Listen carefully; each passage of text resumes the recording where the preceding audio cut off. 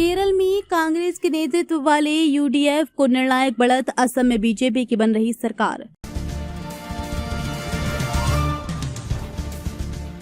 बंगाल चुनाव में टीएमसी का हाल जानिए। विधानसभा चुनाव रिजल्ट 2026 लाइव अपडेट्स result.eci.gov.in। पश्चिम बंगाल, केरल, तमिलनाडु, असम और केंद्र शासित प्रदेश पुडुचेरी में विधानसभा चुनाव के बाद काउंटिंग का दौर जारी है।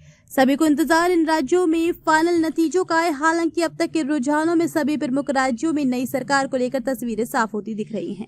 पश्चिम बंगाल में 15 साल बाद ममता बनर्जी के हाथ से सत्ता खिसकती दिख रही है। यहाँ बीजेपी रुझानों में बहुमत के पार जा चुकी है। तमिलनाडु में एक्टर विजय की पार्टी टीवी के गेम चेंजर बनकर उभरी है। उसने सत्ताधारी डीएम गठबंधन को रुझानों में पीछे छोड़ दिया है।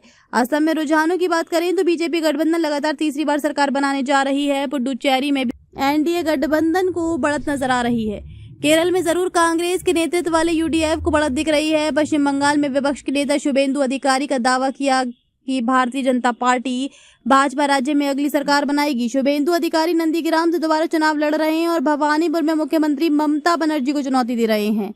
उन्होंने राज्य विधानसभा चुनाव के लिए जारी मतगणना के बीच कहा कि बीजेपी पश्चिम बंगाल में सरकार बनाएगी। अधिकारी ने दोहराया कि इस चुनाव में बड़ी संख्या में मुस्लिम मतदाताओं ने तृणमूल कांग्रेस का साथ नहीं दिया है। उन्होंने दावा किया कि भवानीपुर में भी ऐसा ही रुझान देखने को मिल रहा है। बीजेपी नेता ने कहा कि मैं 9वें या 10वें चरण के बाद आगे बढ़ूंगा और इस सीट पर जीत हासिल करूंगा। उन्होंने दावा किया कि हिंदू वोट भाजपा के पक्ष में एकजुट हुए हैं। इस बीच पहले दौर के बाद चुनाव आयोग के आधिकारिक ट्रेंड्स में ममता बनर्जी ने बढ़त बनाई। वहीं दूसरे राउंड की काउंटिंग के बाद बीजेपी कैंडिडेट शुभेंदु अधिकारी भवानीपुर असेंबली सीट से 1558 वोटों से आगे चल रहे हैं। पश्चिम बंगाल चुनाव में मतगणना का दौर जारी है। काउंटिंग के पहले दौर के बाद पश्चिम बंगाल के मुख्यमंत्री और टीएमसी उम्मीदवार ममता बनर्जी भवानीपुर विधानसभा क्षेत्र से 1996 वोटों से आगे चल रही हैं।